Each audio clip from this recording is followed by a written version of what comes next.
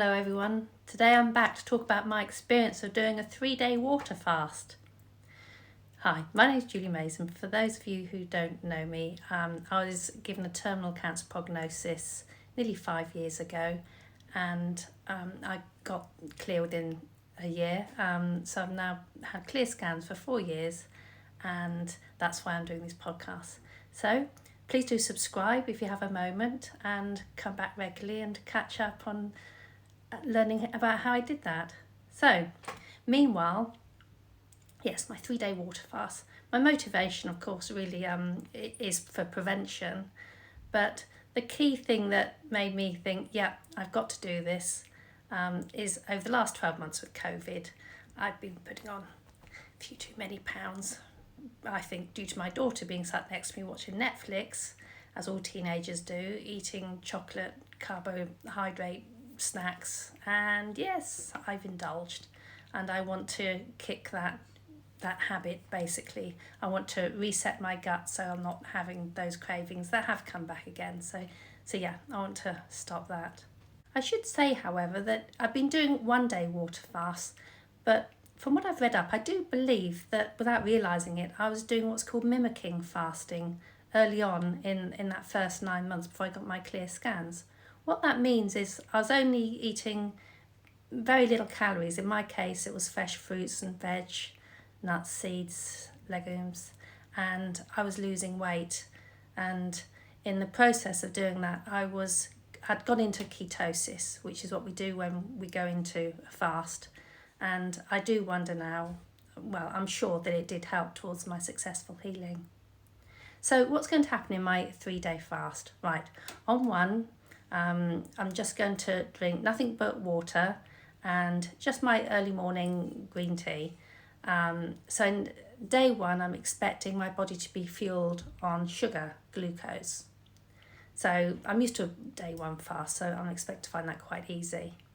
Now day 2 and 3, our body starts to burn off the fat. That's the bit that's called ketosis. But the magic happens on day 3. So that is the day that starts to be really challenging, that I do hope to get through. So once in day 3, our body starts to do major housework. It clears out all the weak and dying cells with damaged mitochondria. So that's the day that we want to start giving ourselves a complete reset and clear out, because when we do start eating, our body's going to be starting to make brand new stem cells, which we want to boost our immunity. So, wish me luck. Here goes. A whole 24 hours of fasting. Hooray! I've done it. Made it to day 1. So yesterday it all started in the morning, because I've joined this Facebook group with wonderful Mary from Square One. Little Group of Us has diverted and created a little fasting group for 3 days, which I must admit, it would be different if I weren't doing that. The support's brilliant. We all G each other up and give each other ideas.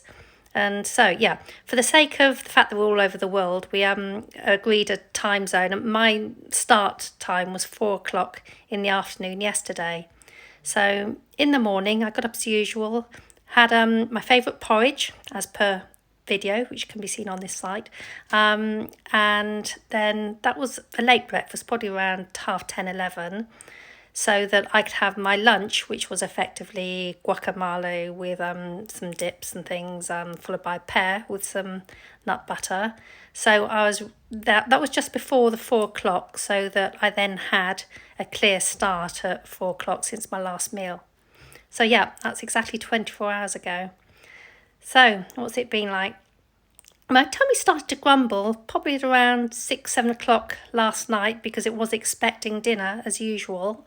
But I got through that, and what helped was going to bed early. I was in bed at 9:30, tucked up, ready to get really sleep, in the hope that I'll be riding out those worst feelings, which I did. I had a long sleep, had 12 hours, guys. I got up at 9:30 this morning, and I'd say that probably the most challenging bit was missing the ritual of breakfast. I had a cup of green tea, haven't drunk loads of water, by the way. That's the key to this, drinking loads, constantly on the go.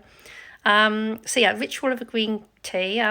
Then probably an hour or two later, I was missing something to eat, but just made sure I kept out of the kitchen to avoid that really regular thing that your stomach seems to expect at certain times of the day. Today, Esme did decide to try and do it with me, and bless her, she lasted from her last meal at 6 o'clock last night to 3:30 today. Maybe it's no bad thing she had a tutor coming for maths.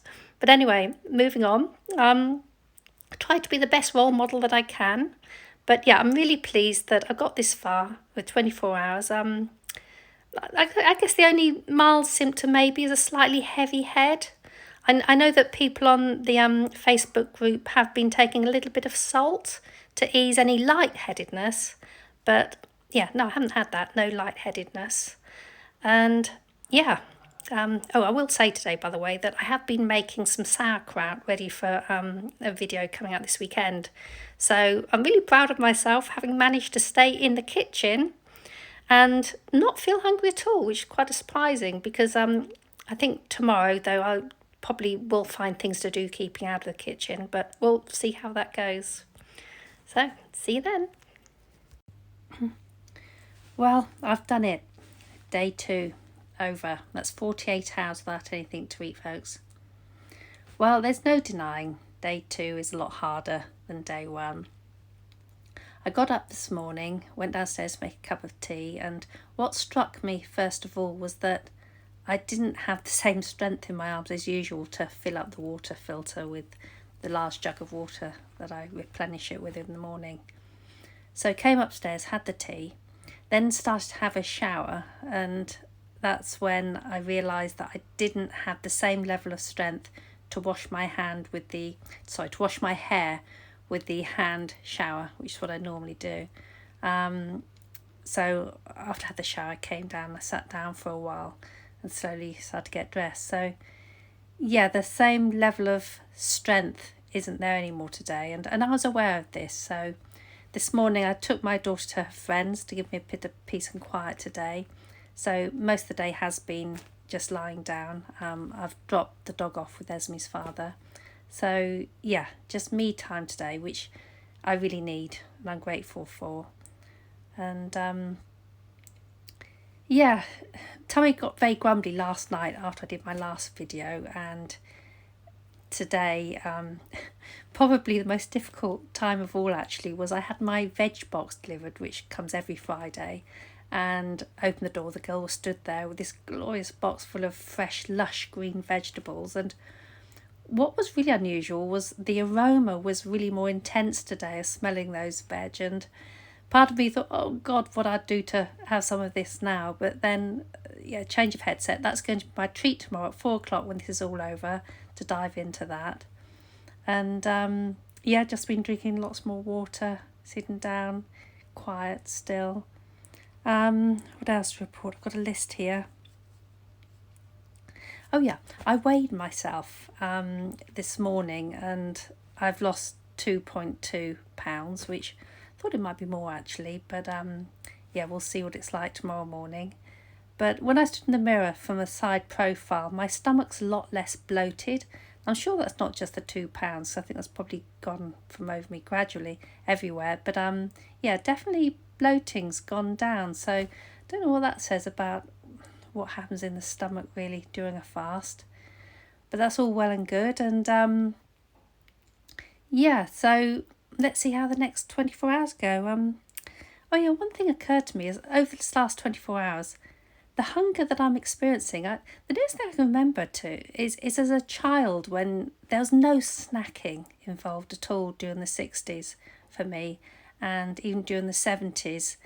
There's this sensation for me of feeling hungry like I have done for a very long time actually, and it's really made me aware of how we really are in a snacking culture, and how I have been snacking between meals with Esme being here during COVID.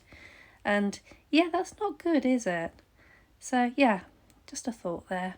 Anyway, see you tomorrow. Well, day 3's been rough. I woke up feeling slightly sick, queasy and lightheaded. So had a lie in, got up and I thought, well, this is the time when I think I need to put some salt under my tongue because obviously my electrolytes are low. So I did that. I put a tablespoon of pink Himalayan salt under my tongue, and probably within half an hour or so I did start to feel better, but there was still the weakness, and then there was still the queasiness. And anyway, an hour after the salt, well, apparently this happens anyway on day 3, but I rushed to the loo and had diarrhea, but it was a real bright yellow colour, which I now know was the bile, because that was all that was left in my system, and that's what that creates. But within half an hour or so, I was back to the toilet again, and yeah, it was diarrhea. So because I was feeling so rotten, I thought, no, this isn't meant to be. So I stopped 2 hours early. Maybe I should have stopped right at the beginning of the day and had something to eat, like a green smoothie, which is what I did have. And yeah, so that was fine. With the salt and the smoothie, I soon picked up, and I managed to go out and do some shopping to get some dog food, which I needed to do. But I must admit, I don't think that was a great idea, because I had to get back pretty sharpish, because again, there was issue with the water coming through my system, more diarrhea. So I think maybe day 3, keep closer at home to the toilet. But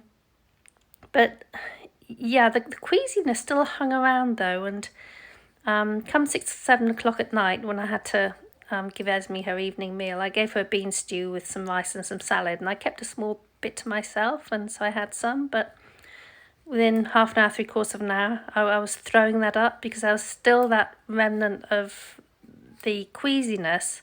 So clearly something was going on for me, and yeah, so that came up. So none of this is normal, I know, but as soon as I had done that, I did soon feel a lot better. But yeah, I'm glad I quit, and yeah, that's my experience of my 3-day water fast, guys. See you. Well, I did it. I got to day 3. Pat on the back. So I'll never know why I had such a rough time on day 3. And I might have had a stomach virus that had been lurking, because 3 days after, when I had finished the fast, I had more diarrhea. So I don't think it was what I ate. So either way, that's all done now. I'm done and dusted, and I've been feeling great ever since. And one thing I'm really pleased about is that I never got any headaches. So obviously I haven't eaten too much rubbish, which is what I hope to think. And it did its job, and I will do another one in 3 months' time, because I do believe that it made me feel better afterwards, and I do think in the long run, like our ancestors centuries back, this would be a normal occurrence, guys. We snack, we eat constantly, we just don't give our bodies a rest. And so from that respect, yeah, if you haven't done one, do 1 day, maybe build up to 2 before you do 3. I am expecting the next one to be easier. Fasting, I believe, is like a muscle. The more you do it, the easier it gets. So what would I do differently next time? I think that I may invest in some electrolyte water. You can buy water on the internet that has all the minerals built into it. Maybe that would have made it easier for me. I think also I probably wouldn't have bothered with the morning green tea. Maybe the caffeine was too much. Either way, it's been good. I don't have those sweet cravings anymore. I really do believe that this is a great form of reset. And yeah, that's what I'll do next time, I think. If you do this, guys, if I should say, if you're on pharmaceutical medication, you should not be doing this without medical help. And yeah, I'm certainly no doctor. I'm not telling you that you should be doing this. This is just my experience, my journey, what I did, and may yours be successful too.